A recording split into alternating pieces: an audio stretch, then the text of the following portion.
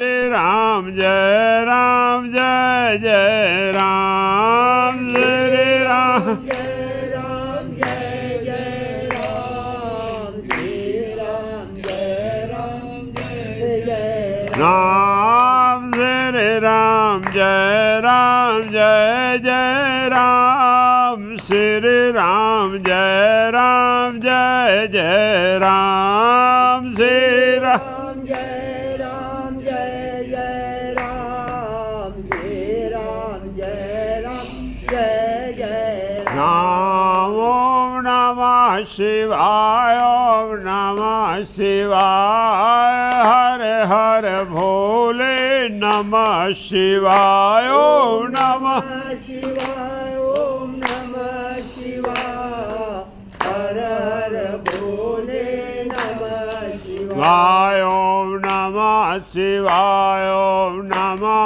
शिवाय हर हर भोले नमः शिवाय ओम नमः शिवाय ओम नमः शिवाय हर हर भोले नमः शिवाय ओम नमः शिवाय ओम नमः शिवाय शंकर भोले नमः शिवाय ओम नमः शिवाय नमः शिवाय शंकर भोले नमः शिवाय ओम नमः शिवाय ओम नमः शिवाय शंकर भोले नमः शिवाय ओम नमः शिवाय ओम नमः शिवाय शंकर भोले नमः शिवाय ओम नमः शिवाय ओम नमः शिवाय बम बम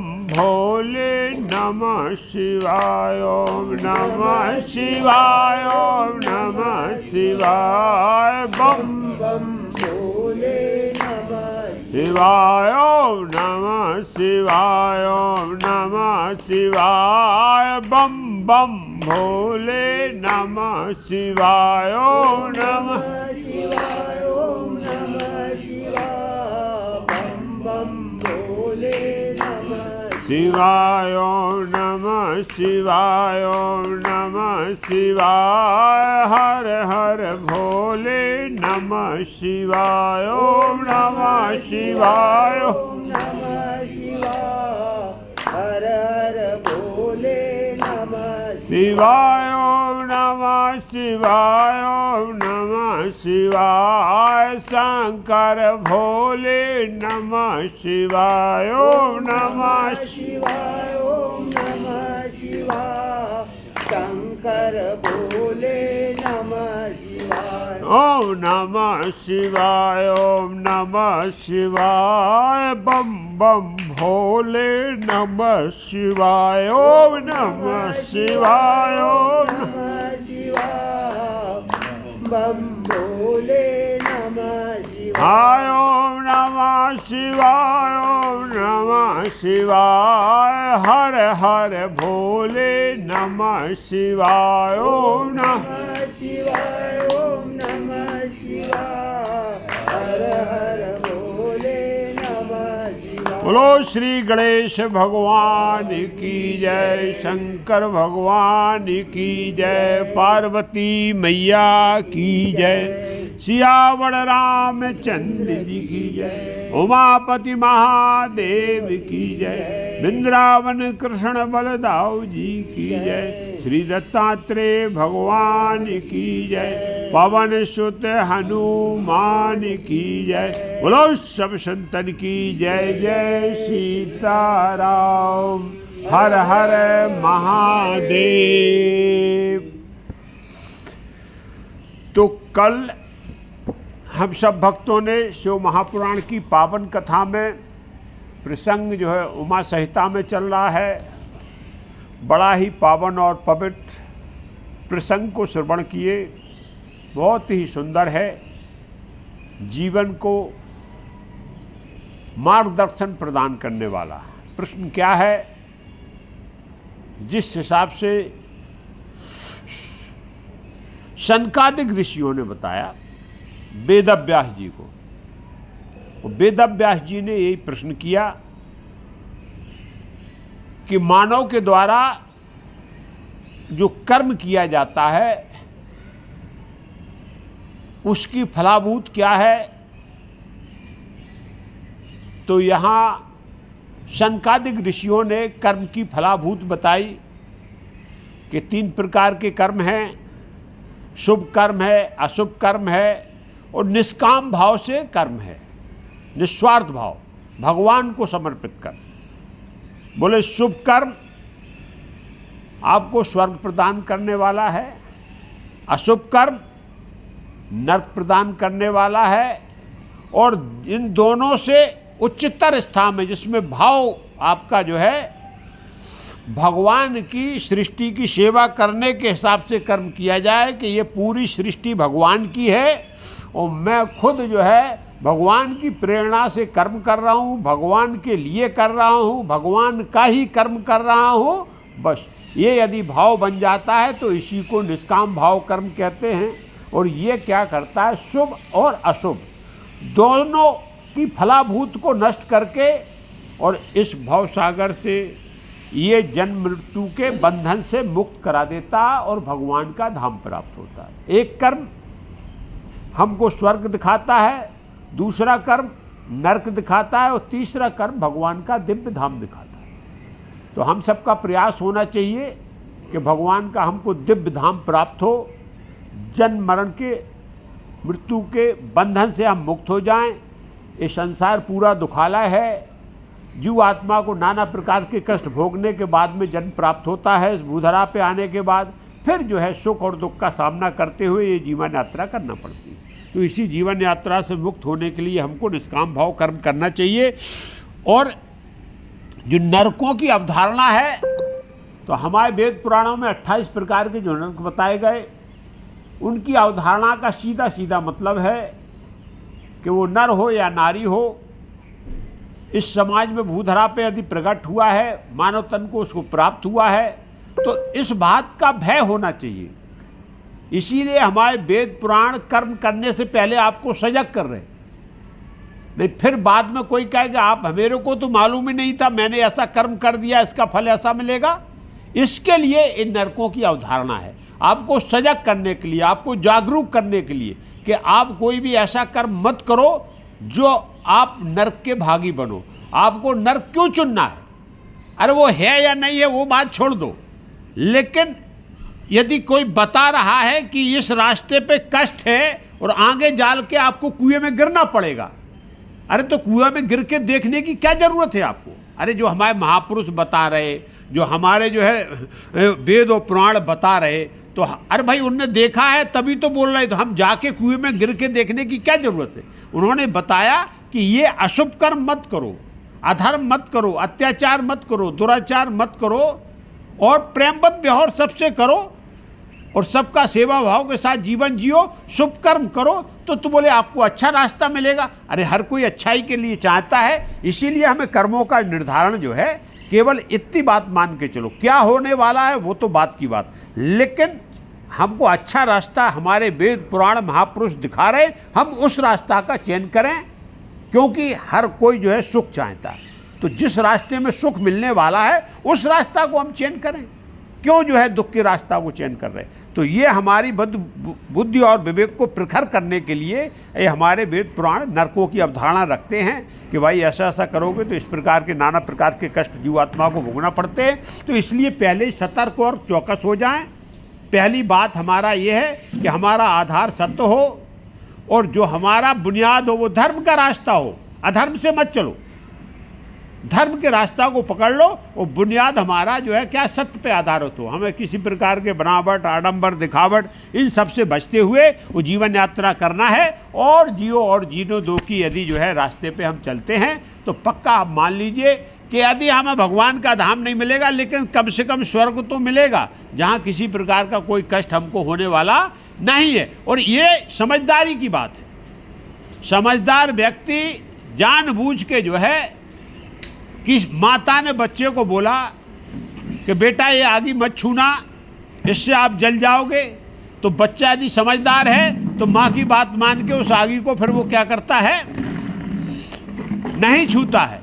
और जो बेवकूफ़ बच्चा रहता है वो देखता है कि हम तो छू के देखेंगे, और जब छू के देखता है, जब जल जाता, हाथ जल जाता, फिर वो माँ के पास रोते रोते आता है कि ये जो है क्या हो गया कि हाथ मेरा जल गया। अब माँ क्या करेगी? माँ ने तो पहले मना किया था कि आपको ये कर्म नहीं करना है, ये जो है जला देगा, और अब आप जल गए हो तो फिर उसका कष्ट आपको भोगना पड़ेगा।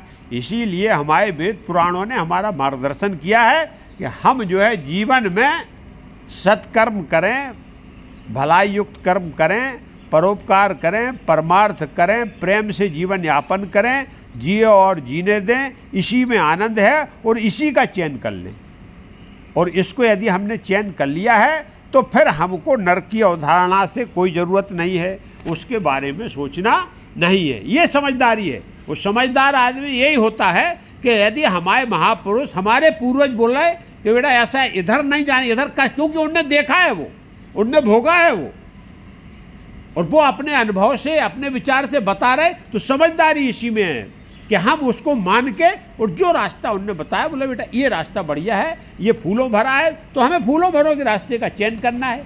सीधी बात। आगे क्या होता है ये तो जो है मूर्खता है। अरे बोले पता नहीं, वो तो बोल दिया होगा। अरे जब गिर जाओगे तो फिर कौन निकालने वाला है? डूब गए तो फिर कौन बचाने वाला है? अरे तो क्यों डूबना है? डूबने से पहले ही जो है बात मान लो, अपनी काम खत्म हो गई। तो अवधारणा ये है कि आप स्वर्ग नरक के चक्कर मत पड़ो, लेकिन ये है कि हमारे जो पूर्वज बोल रहे हैं वो किसी न किसी अपने अध्यात्म के आधार पर, अपनी सामर्थ्य के आधार पर, अपने ज्ञान के आधार पर और अनुभव के आधार पर बोल रहे हैं, उसको हम मान लें और जीवन को उस हिसाब से जिएं, तो हमारे जीवन में क्या रहेगा? आनंद ही आनंद रहेगा।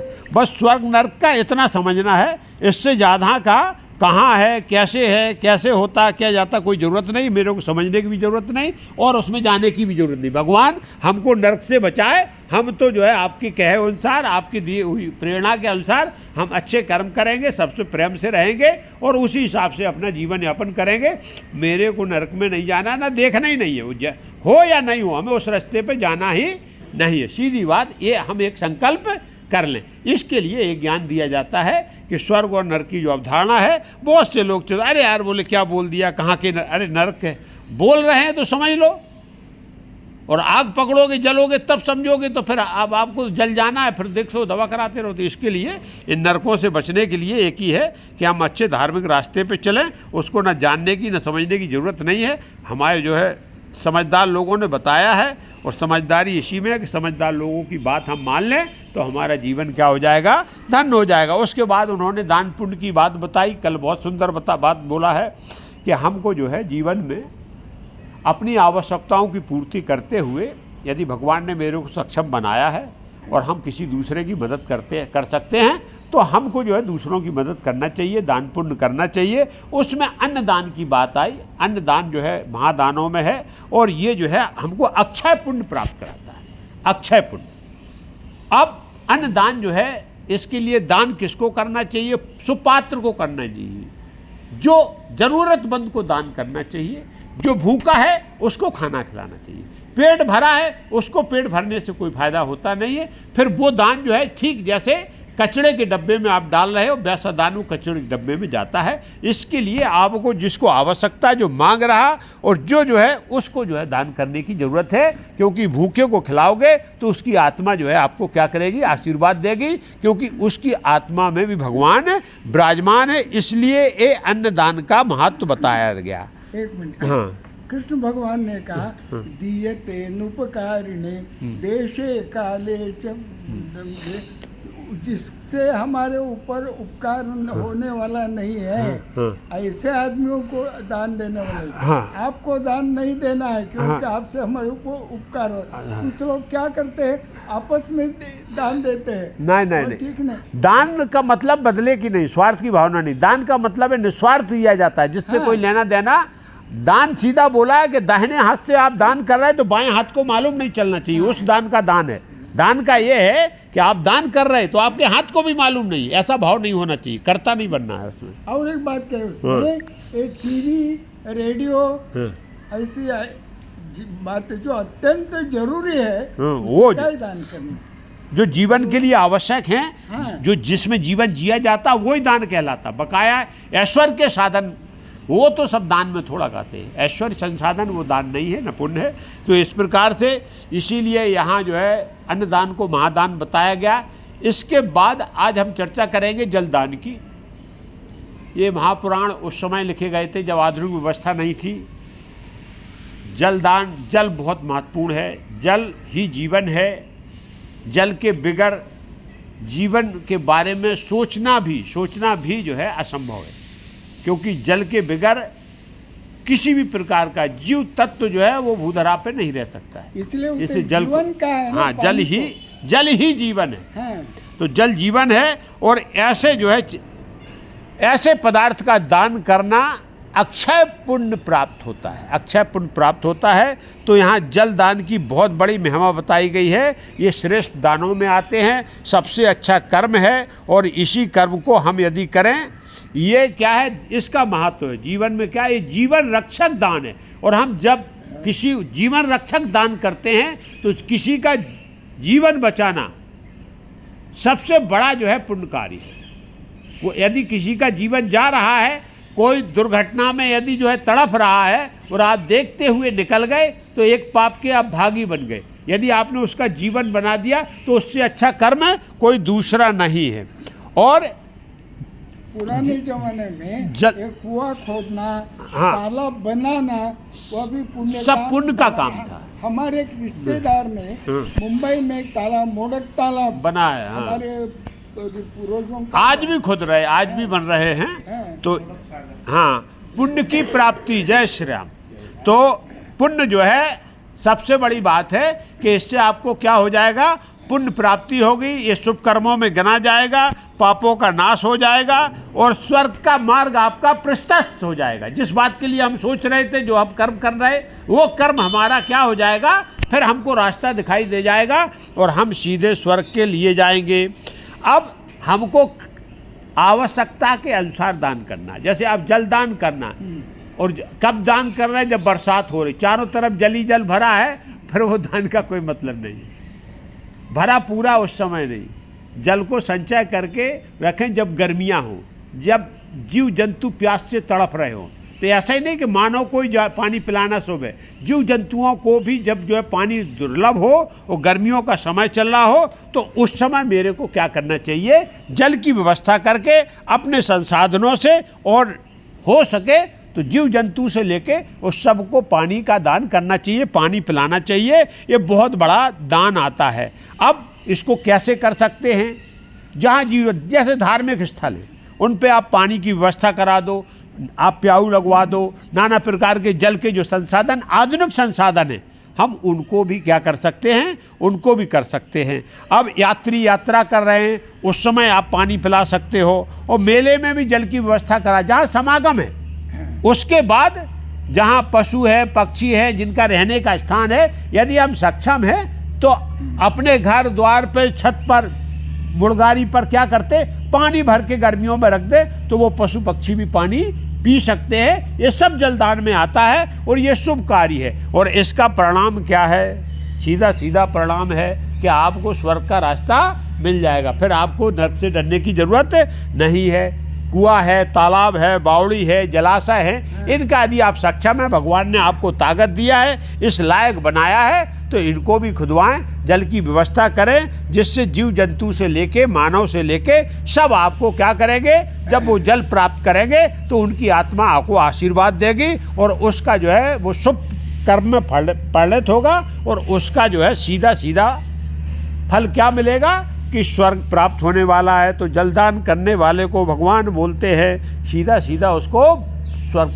की प्राप्ति होती है। जो दूसरों को जल पिलाता है, जीव जंतुओं को जल पिलाता है, जलदान करता है, ये सब बड़े पुण्यों में आते, महापुण्य हैं। इसके लिए इनको जो है आपको सर्वोपरि बताया गया है। ये दान जो है आवश्यकता से सुपात्र को करें, तो इससे बड़ा दान कोई नहीं है। इसके बाद फिर आता तपस्या। तप की बात की गई। जीवन में तपश्चर्या सबसे महत्वपूर्ण है। भगवान ने मानव तन जो है भोग विलास, यश आराम के लिए नहीं दिया है। यदि इस शरीर से आप भोग विलास कर रहे हो, यश आराम कर रहे हो, और इसको आपने तपश्चर्या से नहीं गुजारा है, तो ये आगे चल के आपको ही दुख देने वाला, इसलिए तपस्या जरूरी है। यहां सोने का उदाहरण दिया गया है। अच्छा गहना बनाना है तो सोने को सुनार अच्छी तरह तपाता है और फिर अच्छी तरह उसकी क्या करता है, ठुकाई करता है, ऐसा गढ़ता है कि जिधर लफाए उधर लफ जाएगा और सुंदर से सुंदर आभूषण।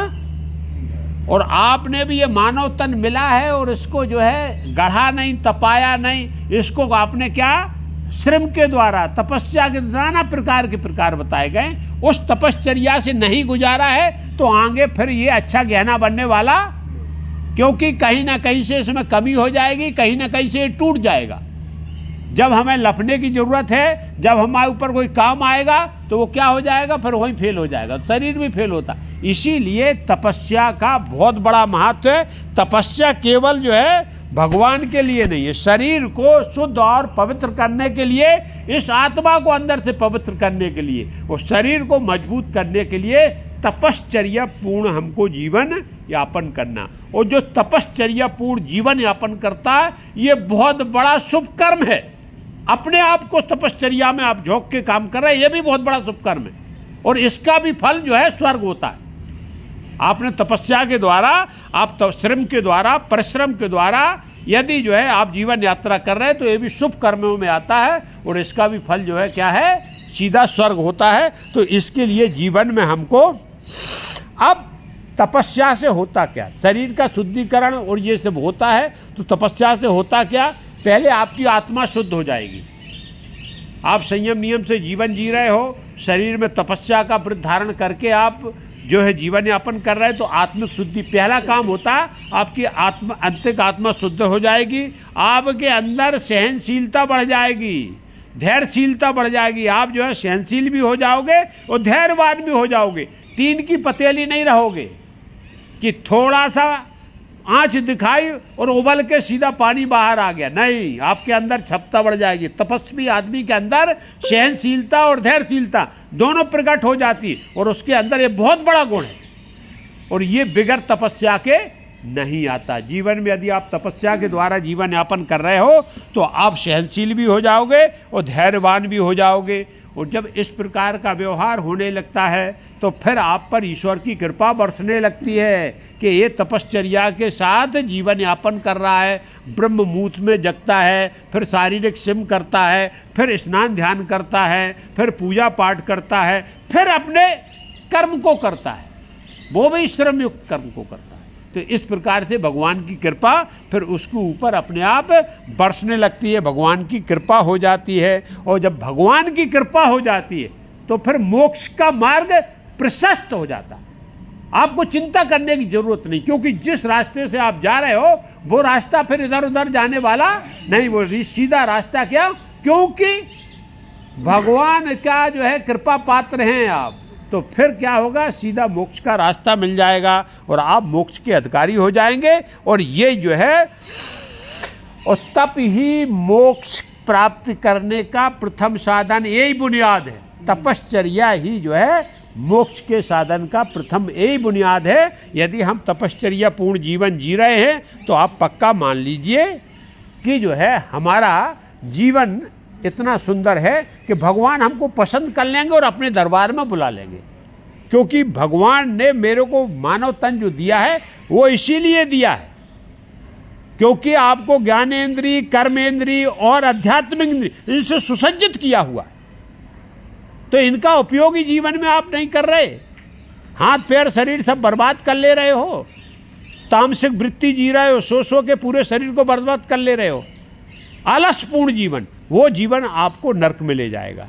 और यदि आप चेतन पूर्ण जीवन जी रहे हो तो आप पक्का मान लीजिए कि आप स्वर्ग के अधिकारी हैं। तो जीवन में इस प्रकार से बदलाव लाना है। अब तपस्या किस किस प्रकार से की जा सकती है, कोई अकेला, अब इसमें तपस्या के प्रकार बताए गए। शारीरिक तप, शरीर के द्वारा तप करना है। इसमें श्रमयुक्त कर्म करना, जो कर्म है वो अपने श्रमयुक्त होना चाहिए। वो कर्म जो है और उससे जो धनार्जन होगा वो शुभ होता है और उससे श्री आती है। तो पहला आपका काम बताया गया है शारीरिक श्रम।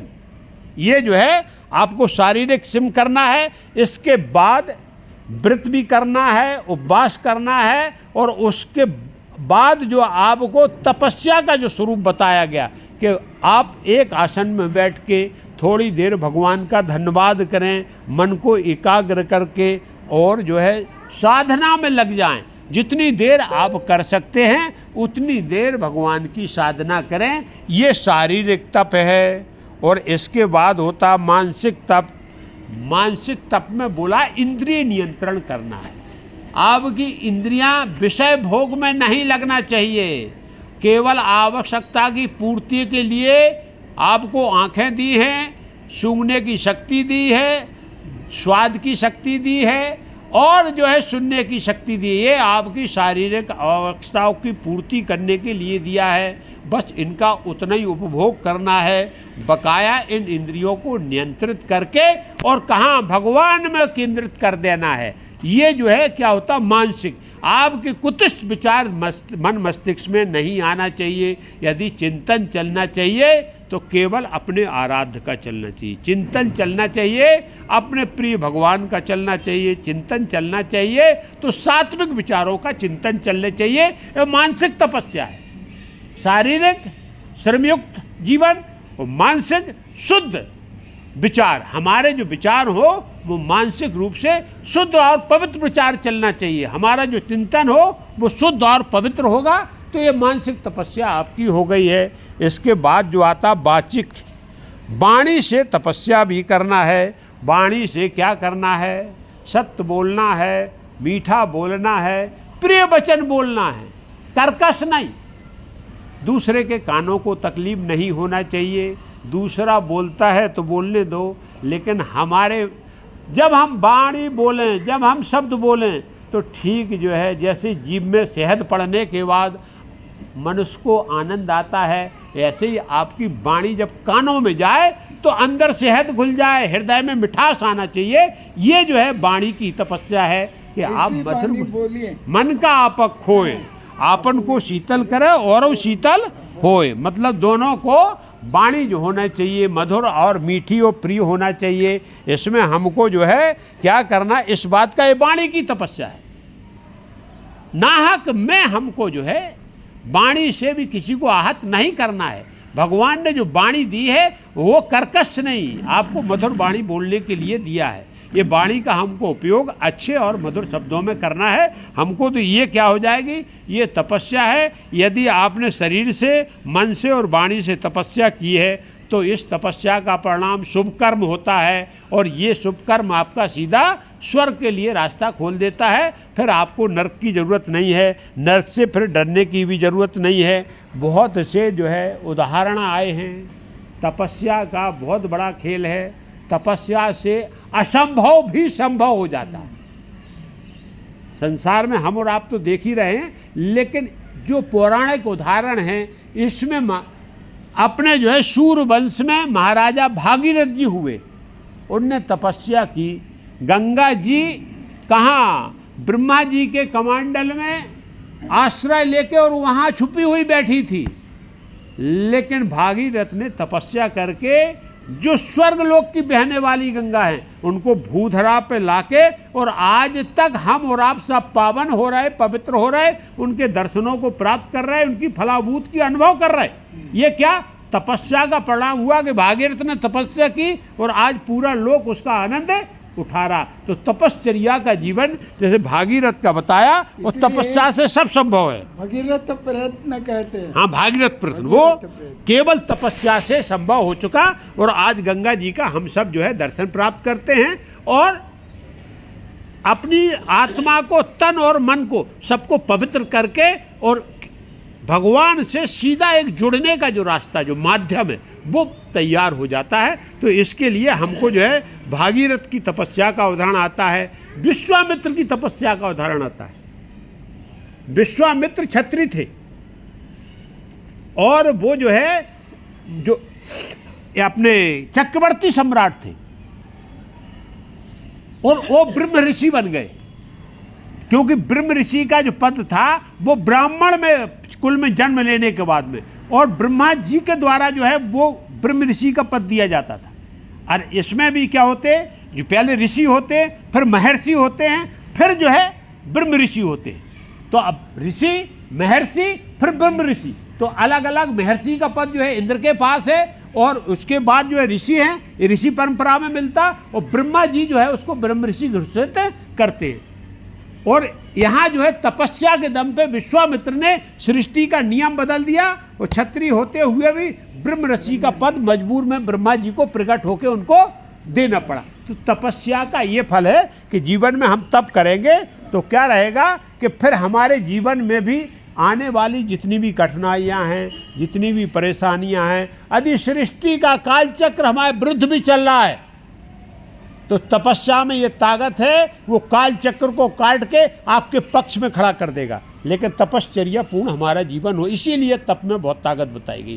तप सीधा साक्षात भगवान का साक्षात शक्ति प्रकट होती है। लेकिन हमको तप करने की जो है, तप भगवान में केवल अपना मन को लगा देना है, निश्चल भाव से हमारी तपस्या प्रारंभ हो गई।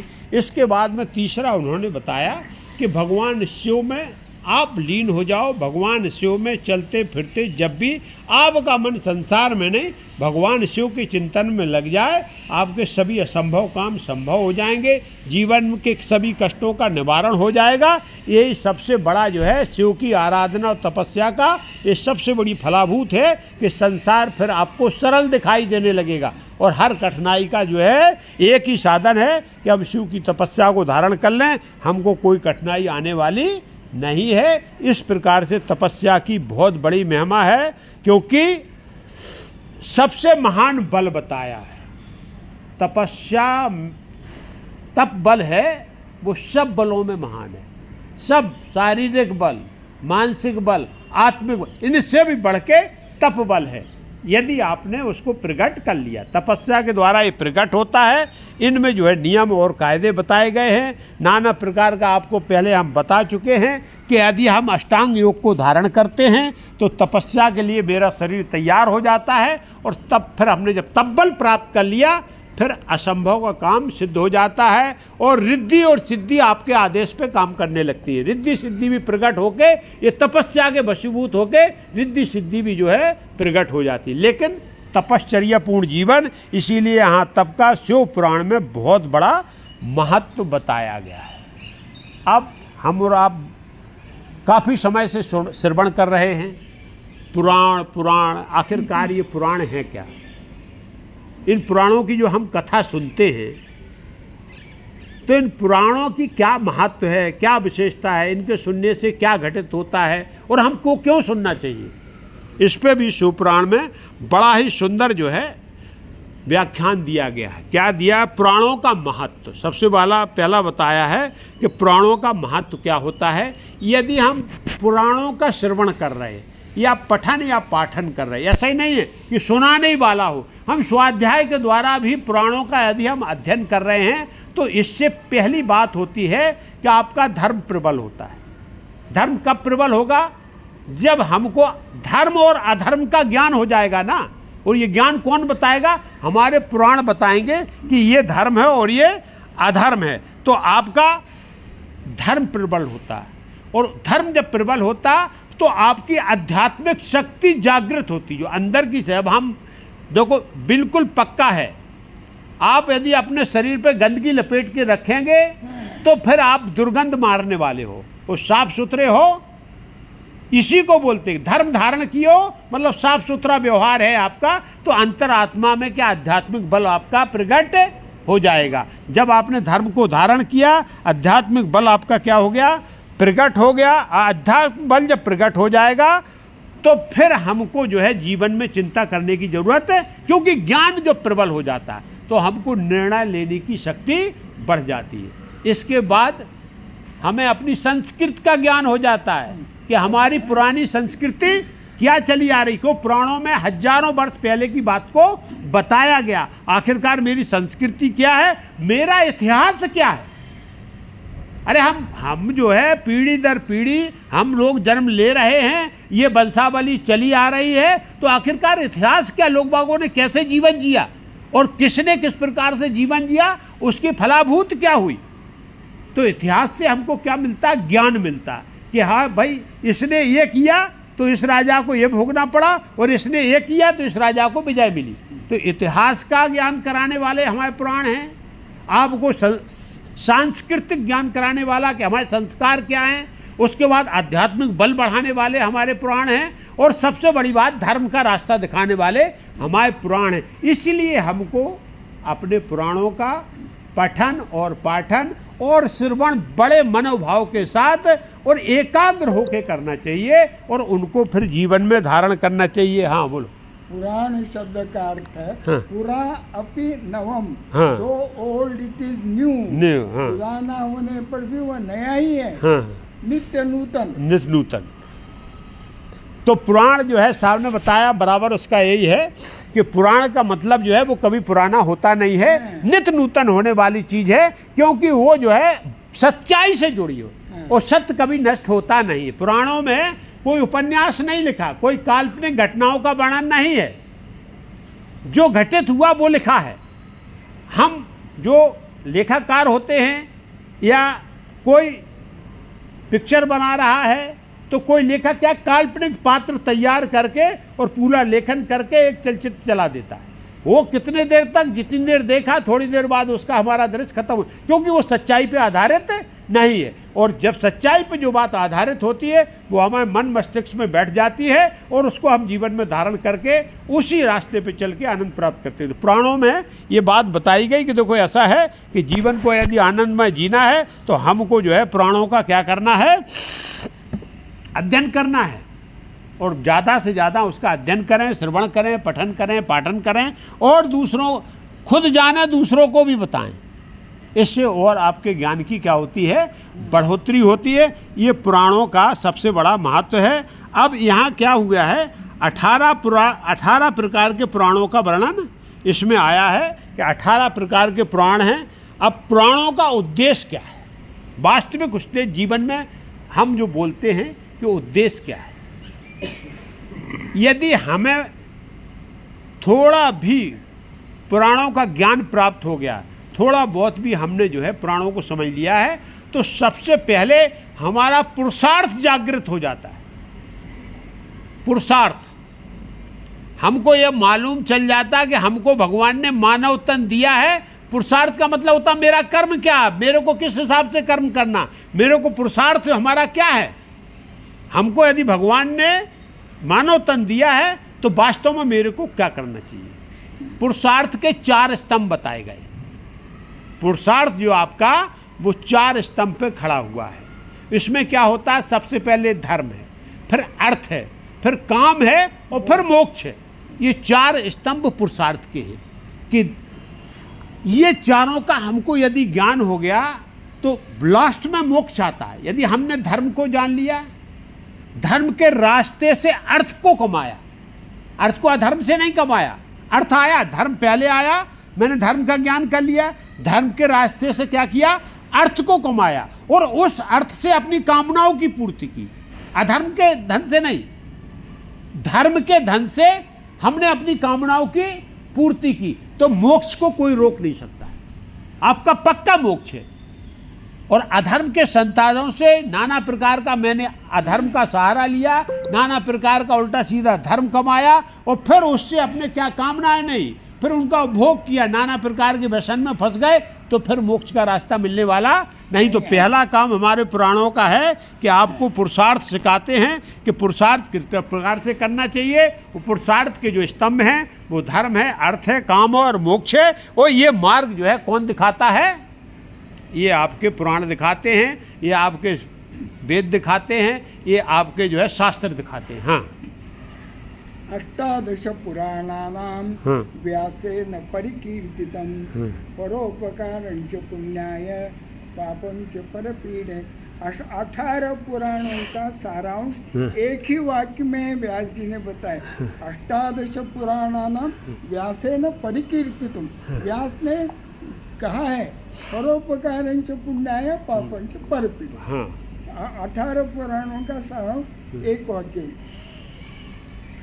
तो इसी प्रकार से जब हमको अपने पुरुषार्थ का ज्ञान हो गया, तो जीवन में यदि हम पुरुषार्थ का ज्ञान कर लिए, हमने धर्म को, अर्थ को, काम को, मोक्ष को समझ लिया, तो पहला काम आपका क्या होगा कि ज्ञान और भक्ति आपकी, ज्ञान भी प्रखर हो जाएगा और भक्ति भी आपकी प्रबल हो जाएगी। जब ज्ञान और भक्ति से हम जुड़ गए तो हमारे कर्म के साथ जो हम कर्म कर रहे हैं इनमें अपने आप समन्वय स्थित हो जाता है, हमारा संतुलन बैठ जाता, फिर मेरा संशय नहीं रहता, मन में फिर संशय नहीं रहता कि हम क्या करूं क्या ना करूं, ये कर्म करना चाहिए नहीं करना चाहिए, क्यों? ज्ञान है ना आपको। अरे अभी तो आपको बताया कि हमको धर्म के द्वारा अर्थार्जन करना है और ये धर्म नहीं है, ये अधर्म है। आपको ज्ञान हो गया, फिर आपको कोई संशय नहीं रहना, और यही भक्ति है और यही ज्ञान है। और आप यदि इस प्रकार से अपना जीवन यापन करने लगे तो बस जीवन में क्या हो जाएगा, फिर आपको आनंद ही आनंद प्राप्त होने वाला है। तो इसके लिए इसको ध्यान में रखें। और पुराणों में सबसे बड़ी बात क्या बताई गई है कि ईश्वर की महिमा का गुणगान किया गया है।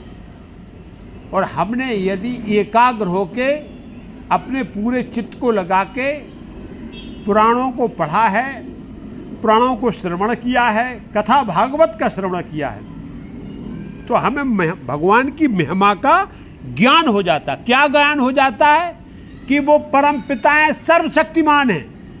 वो जो सर्वशक्तिमान है उसकी छतरी के नीचे ही हम हैं, तो हमें छतरी के बाहर जाने की जरूरत है। छतरी के बाहर गए तो फिर वो छतरी का आपको छाया मिलने वाली।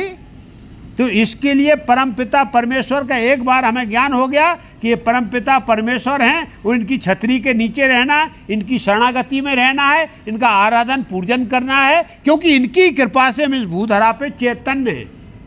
अरे भाई सबसे बड़ा जीवन है, वो जीवन ही जिसकी कृपा से है, फिर उसको शरणागति, उसको भूलने की क्या जरूरत है। पुराण हमारे यही बात बताते कि भगवान सर्वशक्तिमान है। भगवान की महिमा का नाना प्रकार से जो गायन किया गया, बताया गया कि भगवान ने ये लीला की, ये लीला की, ये लीला, सब पुराणों में अलग अलग प्रकार से भगवान की लीलाओं का वर्णन है। इसके लिए क्योंकि भक्त को भगवान पे आस्था और विश्वास सुदृढ़ हो जाए, आपकी आस्था और विश्वास एकदम भगवान में बैठ जाए तो आपका क्या हो जाएगा, कल्याण हो जाएगा, आपका जीवन धन्य हो जाएगा। पुराण हमारे सभी इसी बात का ज्ञान देते हैं कि उनका जो है भगवान की महिमा, उनका गुणगान सुन के मेरा भगवान में विश्वास जागृत होता, और एक बार विश्वास हो गया फिर हमें इस संसार की चिंता करने की जरूरत नहीं है। इस बात को आप पक्का मानिए, क्योंकि ये सब बहुत लोग बोलते हैं अरे यार कथा भागवत सुनने से क्या मतलब, इससे क्या निकलता है। अरे जब आप ज्ञान जीवन का प्राप्त नहीं करोगे,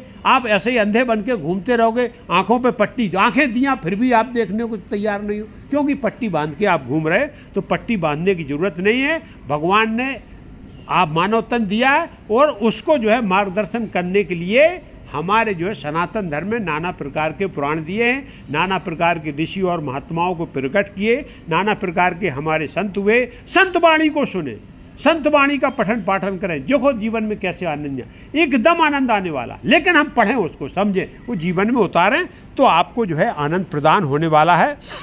अब पुराणों का क्या होता है, इससे क्या होगा, क्योंकि अब पुराणों में और क्या बात है, आपके इतिहास के बारे में ऐसा कोई पुराण नहीं है जिसमें इतिहास ना बताया गया हो।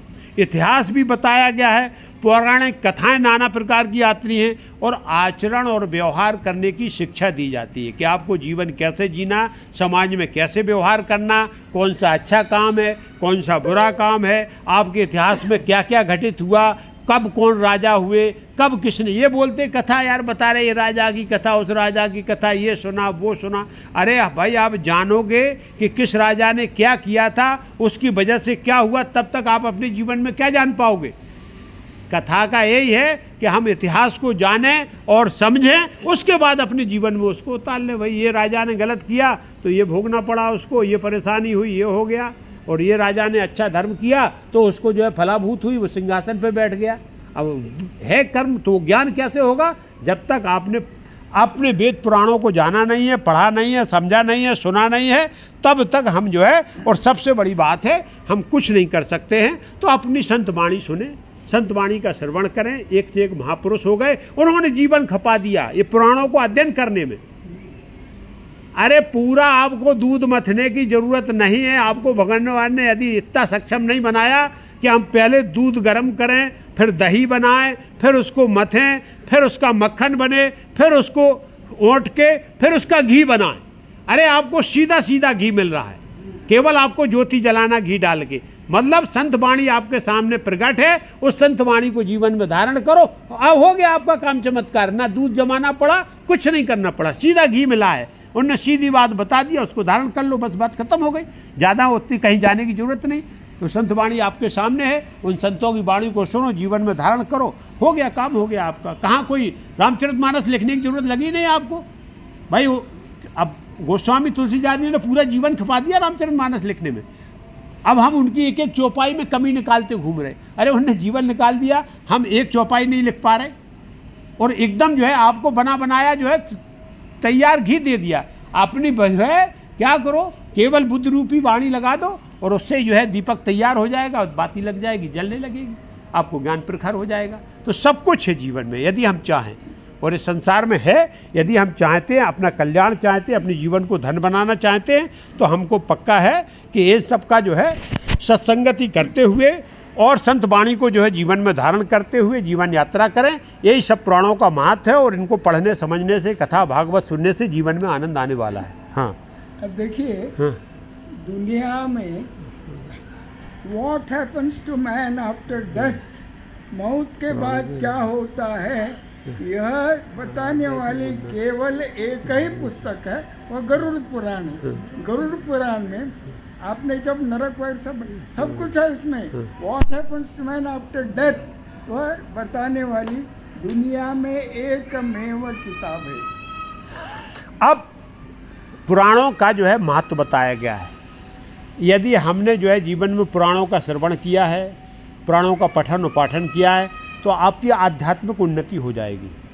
निश्चित आप मानिए, आपका जो है मन अंदर से पवित्र हो जाएगा, और साक्षात आपको जो परम शक्ति है उसकी अनुभूत होना प्रारंभ हो जाएगी। ये आपकी कथा भागवत पुराणों का इनका बहुत बड़ा देन है कि आपने यदि श्रवण कर रहे, पठन कर रहे, पाठन कर रहे हैं, और आपको धार्मिक शिक्षा मिल जाएगी कि जीवन कैसे जीना है। आपको धर्म की शिक्षा और कहीं मिलने वाला कोई ऐसा स्कूल नहीं, कोई ऐसी एजुकेशन नहीं है। आप जो है जीवन उपार्जन की शिक्षा मिल सकती है, पेट भरने की शिक्षा मिल सकती है, लेकिन आपको धार्मिक शिक्षा केवल आपके वेद पुराण और जो संत वाणी है उसी से मिलने वाली कि मेरा धर्म क्या है और किस हिसाब से मेरे को जीवन जीना है। संस्कार सिखाने वाला केवल ये जो है हमारे जो है पुराण हैं, वेद हैं, शास्त्र हैं, और इनसे ही संस्कार सीखने को मिलते हैं। ये संस्कार और कहीं सिखाए, क्योंकि और संस्कार पूर्ण जीवन ही हमारा आनंदमय जीवन है। पौराणिक कथाएं सुनने को मिलती, नाना प्रकार की विचित्र कथाएं, अलौकिक और दिव्य कथाएं हमको पुराणों के द्वारा ही, क्योंकि हजारों साल पहले की बात को न किसी ने देखा है, न किसी ने सुना है, लेकिन ऋषि और महात्माओं की अत्याधिक तपस्या के द्वारा उनने तप किया जीवन में, और आपको यहाँ प्रकट किया है, जो आपको सुनने को समझने को मिल रहा है कि हाँ इतने हजार वर्ष पहले ये घटना घटित हुई थी। ये उनकी तपस्या का परिणाम है कि हम सब पुराणों के माध्यम से उसको जान पा रहे हैं। ये कथाएं मेरे को, और वो क्या होती है, हमारे जीवन की प्रेरणा की स्रोत बनती है। हम किसी भी राजा महाराजा की, प्रभु श्री राम के चरित्र का यदि रामचरितमानस में जो है श्रवण करते हैं, तो उनके जीवन में आने वाली यात्रा की कितनी कठिनाइयाँ और उनको कैसे उन्होंने पार किया, तो उससे हमको संबल मिलता है कि हमारे जीवन में तो कोई कठिनाई नहीं, कोई परेशानी नहीं। जब भगवान राम को राज तिलक होना था और उनको सुबह वनवास हो गया, इससे बड़ा कष्ट क्या हो सकता है। अरे जो राजा बनने वाला हो वनवास हो जाए और वो आनंद के साथ वनवास को चले जाए, यहाँ 10 रुपया गिर जाए तो रोने लगते सवेरे आगे, बोले हमारे 10 रुपया गिर गए। जो राजा बनना वाला वन में, लेकिन आनंद के साथ वो वन को चले गए। ऐसे जीवन का ये जो है यात्रा है, इसमें सुख दुख आते रहते हैं। ये क्या ज्ञान होता है, ये आत्मशक्ति कहाँ से मिलती है, ये सब पुराणों से और कथा भागवत से और इन्हीं के ज्ञान से मिलती है। और ये सब भक्ति और ज्ञान के स्रोत हैं। पुराण हमारे जितने भी हैं उनमें भक्ति और ज्ञान भरपूर भरा हुआ है। जितने उदाहरण देखना चाहें, जितना हम समझना चाहें, जितनों जीवन में हम धारण कर सकते हैं, और उतना भक्ति और ज्ञान भरपूर भरा हुआ। और इसकी अनुभूति जो है जब उनको हम धारण कर लेते हैं तो होने लगती है। तो इससे हमारा क्या होता है, जब भक्ति और ज्ञान हमारे शरीर में प्रविष्ट कर जाता है तो आध्यात्मिक रूप से हम जो शुद्ध और बाहर से और अंदर से दोनों से पवित्र हो जाते हैं। और एक ऑरा होता है, एक ऑरा होता है आपका वो प्रभाव अलग से प्रकट होने लगता है। तो इस चीज़ को, इसलिए प्राणों का हमारे जीवन में बहुत बड़ा महत्व है। और फिर सबसे बड़ी बात है, कर्मों के फल का ज्ञान भी हो जाता है कि शुभ कर्म करेंगे तो ये रास्ता है, अशुभ कर्म करेंगे तो ये रास्ता है। तो कर्मों के फल का यदि ज्ञान हो गया है तो हमको जीवन जीने में सरलता हो जाती, किसी प्रकार का हमको संशय नहीं रहना चाहिए, क्योंकि पुराण ही हमारे मार्गदर्शक है और पुराण ही हमको जो है शिक्षा देने वाले, शिक्षा का काम कर रहे हैं। तो इसके लिए कर्मों के फल का ज्ञान हो जाना, जीवन में हमारे में सरलता आ जाती है। फिर आपको चिंता नहीं करना है, फिर किसी से पूछने की, जाने की जरूरत नहीं है। यदि हमने कथा भागवत को सुना है, पुराणों को जाना है, अध्ययन और पठन पाठन किया है, तो फिर हमको निर्णय लेने में कोई परेशानी नहीं होती। मेरा मन स्वच्छ और निर्मल रहता है, वो तुरंत बोलता है नहीं नहीं ये काम गलत, ये नहीं करने का। हमारे प्राण रहें या चले जाए, लेकिन ये नहीं करेंगे। बस इस प्रकार का ज्ञान कब होता है, जब हमारी अंतरात्मा निर्मल होती, तभी इस प्रकार की आवाज़ और तभी ये धड़कन की आवाज़ हमें और आपको सुनाई देती। जब तक उस पर जो है पापों की गंध भरी हुई है, तब तक ये धड़कन हमको सुनाई देने वाली नहीं है। तो जीवन में सबसे बड़ी बात है कि ये जो है पुराणों का हमको बहुत बड़ा फायदा है जीवन में। इनका श्रवण करना चाहिए, पठन करना चाहिए और पाठन करना चाहिए। और इनसे हमें क्या है, अपने जीवन का के उद्देश्य का बोध हो जाता है कि भगवान ने मानव तन दिया है, तो इसका जो है उद्देश्य क्या। वो जब तक हमारे उद्देश्य का बोध नहीं होता है, तब तक हमारे जीवन में जो है नर पशुवृत जीवन है, जैसे पशु के समान जीवन है। मानव तन का उद्देश्य मालूम होना, वो मानव तन का उद्देश्य बताने वाले केवल हमारे जो है पुराण हैं, शास्त्र हैं। इनके अलावा कोई जो है ये उद्देश्य को बताने वाला नहीं है। संसार की कोई शिक्षा ऐसी नहीं है जो ये बता दे कि मानव तन का उद्देश्य क्या हो। मानव तन का उद्देश्य केवल एक ही है कि हम यदि मानव बने हैं तो हमारा मुख्य उद्देश्य ये है कि परमात्मा की प्राप्ति करना, परमात्मा की शरणागति प्राप्त करना, परमात्मा के धाम को प्राप्त करना, ये उद्देश्य है। और ये हमारे पुराण उसका रास्ता बताते हैं, किस रास्ते से कैसे जाना है, कैसे प्राप्त करना, कैसे भगवान का जो है आपको धाम प्राप्त होगा, कैसे मोक्ष प्राप्त होगी। ये मुख्य उद्देश्य मानव तन का है। आहार निद्रा सामान्य में तत्पशुर्नराणाम धर्मो ही तेषा अधिको विशेषा धर्मो वीन पशुभिस्तमाना। यहाँ मोडक साहब ने बताया कि 6 गुण बता दिए कि जन्म, मृत्यु है, क्षय है, और इसके बाद में क्या है, भय है और मैथुन है। तो ये क्या है, 6 गुण जो रहते हैं ना, ये पशु में भी रहते हैं और सब में रहते हैं। क्योंकि जो जीव है सब में रहता है कि भाई जन्म मृत्यु उसकी होती है, वो बड़ा होता है, फिर उसका क्षय हो जाता है। और इसी प्रकार से भय रहता है, हर समय भय। जानवर कोई भी हो उसको भी भय होता है। और उसके बाद में जो अपनी वंशावली बढ़ाने की शक्ति मानव शरीर में भी है और जो है जानवर शरीर में भी है। ये 6 गुण सब। इसके अलावा जो गुण है, वो जो गुण है विवेक का है। वो विवेक केवल कर्म की प्रधानता वो भगवान ने केवल मानव तन को दिया, और वो ही कर्म की प्रधानता कि हमको शुभ कर्म करना या अशुभ कर्म करना। बकाया सब जानवरों की जैसी जीव जंतु मिली है, जैसी योनि मिली है, उसी प्रकार का व्यवहार रहेगा। शेर का व्यवहार क्या है, सुबह से शाम तक घूमना, आनंद के साथ शेर बन के घूमना, शिकार मिल जाए उसको खा लेना। बकाया उसके पास कोई स्वतंत्रता नहीं।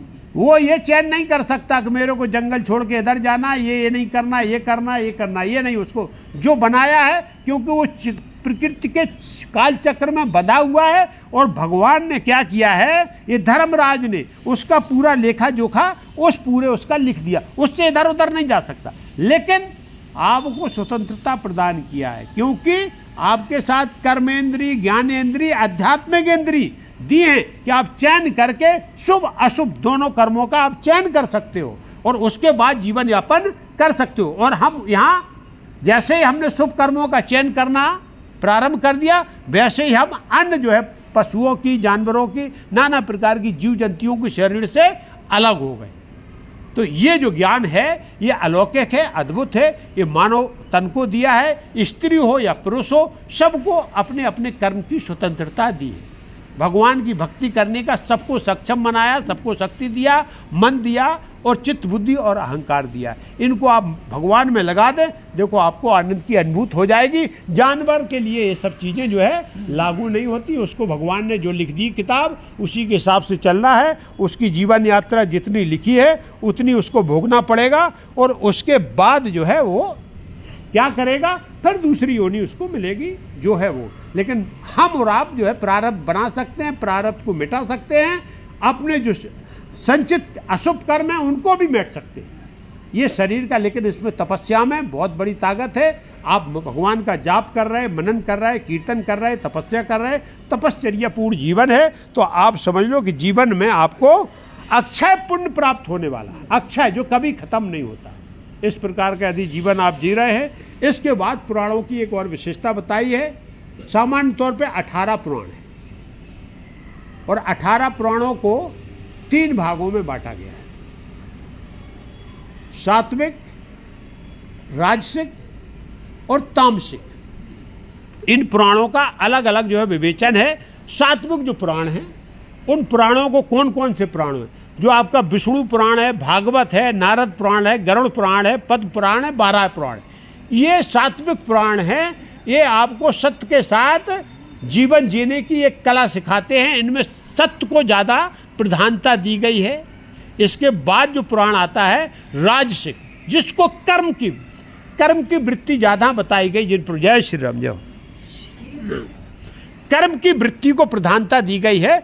इनको जो राजसिक होता है वो कर्म वृत्ति होती है। वो कर्म वृत्ति के हिसाब से जो पुराण है, आपका ब्रह्म पुराण है, वैवर्त पुराण है, 52 पुराण है, मार्कंडेय पुराण है, भविष्य पुराण है और ब्रह्मांड पुराण है। ये क्या है, ये सब राजसिक पुराण हैं। इसमें आपको कर्म की प्रधानता बताई गई कि कर्म हमको किस प्रकार से करना, कैसे जीवन यात्रा करना है। इसके बाद जो होता है तामसिक पुराण है, जिसमें जो है अधोगति के बारे में बताया गया है कि आप यदि वृत्ति जीते हो। इसमें शिव पुराण है, लिंग पुराण है, स्कंद पुराण है, अग्नि पुराण है, मत्स्य पुराण है और कुरुम पुराण है। ये सब जो है तामसिक पुराण हैं, और इनको जीवन में जो है यदि इनको समझ लेते हैं, इनके साथ हम जो है यदि इन पुराणों को पठन और पाठन करते हैं, तो फिर हमारा जो है क्या भगवान से जुड़ाव हो जाता। हमारा सीधा संबंध किससे, भगवान से हो जाता, अपने धर्म से हो जाता है। और जो है इनसे हमको क्या होता है, फिर आनंद की अनुभूति होने लगती है। सबसे बड़ी बात है, जिस चीज़ को हम जीवन भर ढूंढते रहते हैं कि वो आनंद कहाँ मिलेगा, यदि स्थायी चिर आनंद हमको चाहिए तो हमको भगवान की शरणागति प्राप्त करना है। और भगवान की शरणागति के सबसे बड़ा माध्यम बताया गया है कि आप जो है अपने कथा, भागवत, पुराण, वेद, इनका श्रवण करें, पठन करें, पाठन करें। जब कुछ नहीं कर सकते तो संतों की वाणी को जीवन में धारण करें और बस अपनी भक्ति को प्रबल करें। जीवन में आनंद ही आनंद आने वाला है। यदि हमने थोड़ा भी इसमें से समझ लिया तो फिर क्या है कि आपको पढ़ने और सुनाने दोनों से, पुराणों को आप पढ़ते हैं और सुनाते हैं, दोनों में क्या परम फल का शुभ काम है। पुराणों को आप पढ़ रहे हो तो भी अच्छी बात है, और पढ़ के दूसरों को सुना रहे तो ये भी शुभ काम में आता है। और ये आपका क्या स्वर्ग का रास्ता प्रशस्त करता है। पुराणों को पढ़ने और सुनने से पापों का नाश हो जाता है, ईश्वर की कृपा हो जाती है, धार्मिक और सांसारिक उन्नति हो जाती है। धर्म और सांसारिक, यदि आप धर्म से जुड़े हो और पुराणों और वेदों से जुड़े हुए हो तो संसार में आपकी क्या है, दोनों प्रकार से उन्नति, धार्मिक भी उन्नति होगी, सांसारिक उन्नति होगी, समाज में आदर और सम्मान होगा। लोग आपको आदर की दृष्टि से देखें, क्योंकि आप जो है अच्छे पथ के पर गमन करने वाले पथिक हो। इसीलिए जीवन में हमको अच्छा पथ धारण करके वो जीवन यात्रा को प्रारंभ करना चाहिए। और इन पुराणों को सुनने का बताया गया है, तो पुराण सुनने का बहुत सुंदर। जब आपके घर में धार्मिक आयोजन हो, कोई आप बड़ा काम कराने जा रहे हैं, तो पहले हमको जो है पुराणों को, कथा भागवत का श्रवण करना चाहिए। विवाह शादी से लेके नाना प्रकार के अनुष्ठान है। दिव्य कोई आयोजन आपके घर में हो रहा है तो पहले हम यदि कथा भागवत रामायण का पठन और पाठन कर लें तो जो है जीवन में क्या हो जाएगा, ये अवसर बहुत अच्छा है। इसमें क्या होता है, जो काम आप करने जा रहे हैं वो सिद्ध हो जाता है। विशेष पर्वों पे इसको सुना जा सकता है। शिवरात्रि है, जन्माष्टमी है, नवरात्रि है आदि विशेष पर्व जो बताए गए, इनमें भी पुराणों का पठन पाठन बहुत लाभदायक है। और विवाह है, जन्मोत्सव है, गृह प्रवेश है, जैसे शुभ कार्य में जन्मोत्सव मनाते हैं। अरे किटी पार्टी नहीं करना है, जन्मोत्सव हम मना रहे, घर में यहाँ भगवान का मंगलाचरण करें, आनंद से भजन और कीर्तन करें और उसके बाद जो आनंद के साथ जो है क्या करें, जन्मोत्सव मनाएं। ये जन्मोत्सव है। ये जन्मोत्सव नहीं कि घर छोड़ के होटल में हम जो है नंगा डांस कर रहे, ये जन्मोत्सव नहीं है। क्योंकि भगवान जन्म किसने दिया है, अरे भगवान की कृपा से दिया, उसके ही तुम जो है उसको ही शरणागति नहीं हो रहे। अरे उसको ही आप, भाई जन्म किससे हुआ, जिसका तुम जन्म मना रहे वो कहाँ से आया, किसने बनाया, अरे भगवान की शक्ति से भगवान ने उसको जन्म दिया, तो उसको शुक्रगुजार होना है। तो आप उसका भजन कीर्तन करना है, उसका नाना प्रकार से जो है उसको धन्यवाद करना है। ये जो है बताया गया कि उसके बाद आपको आनंद प्राप्त होगा। और आप जो है यदि उस सर के बल चलोगे तो परेशानी होने वाली, क्योंकि भगवान से विरुद्ध जाने से आपको जीवन में कोई फायदा होने वाला नहीं है। और कठिन समय में भी बताया, यदि हम संकट में हो, जब यदि कोई परिस्थिति बस काल बस यदि राहु केतु ने घेर लिया है, यदि लग रहा है कि राहु केतु हमारे ऊपर चल रहा है, शनि का उल्टा प्रभाव हो गया है, तो हम क्या करें, यही जो है पुराणों का, शास्त्रों का और संत वाणी का, इनका ही पठन पाठन प्रारंभ कर दें। न राहु है, न केतु है, न शनि है, न मंगल है, न बुध, कोई भी आप पे कोई प्रभाव नहीं। बस आप पुराणों की शरणागति में आ जाएं, केवल उनका जो है पठन पाठन प्रारंभ कर दें, जीवन धन्य हो जाएगा। इन बातों को आप ध्यान में रख के जीवन यात्रा प्रारंभ करें, अपने पुराणों का सम्मान करें, अपने वेद पुराणों का आदर करें और उनकी वाणी को जीवन में धारण करें। कथा को आज यहाँ विराम किया जाए। कल आपको महादानों के बारे में बताएंगे कि जीवन में कितने महादान हैं, कौन सा दान करने से क्या फायदा होता है। ये सब जो है पुराणों की महिमा है। जीवन जीने की एक आपको रास्ता है, दर्शन है। उस दर्शन को यदि धारण करेंगे तो हमको जीवन में लाभ प्राप्त होने वाला। ये क्योंकि ये उमा संहिता है, ये संयम नियम से जीवन जीने का, प्रकृति के साथ जुड़ने का, प्रकृति का ज्ञान देने वाली ये संहिता है। तो शिव पुराण में नाना प्रकार से सभी विधि का और सभी प्रकार से जीवन यात्रा को कैसे सरल और सुलभ बनाया जाए और कैसे हम भगवान से जुड़े रह सकते हैं, इसका विशेष ज्ञान दिया गया है। इसके लिए ये जो है महापुराण जीवन के लिए बहुत जीवन को धन्य बनाने वाला है। इसी के साथ ये कथा को आज यहीं विराम किया जाए। कल अपन जो है कल लेंगे। बोलो शंकर भगवान की जय, पार्वती मैया की जय, बोलो सब संतन की जय। जय सीताराम। नम्र विनंती है, हाँ, हमारी बेटी स्वास्थ्य के कारण यहाँ नहीं आ सकी, इसलिए आपके लोगों के लिए ये त्रिगुण भेजा है उसमें। हाँ, क्या? हाँ हाँ चल, जय हो। अरे आज तो वो जय हो, जय श्री राम, जय हो, जय नमस्कार।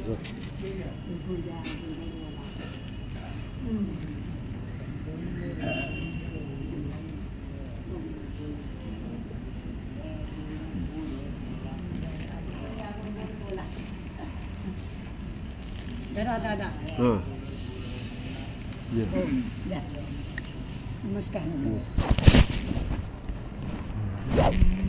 हरे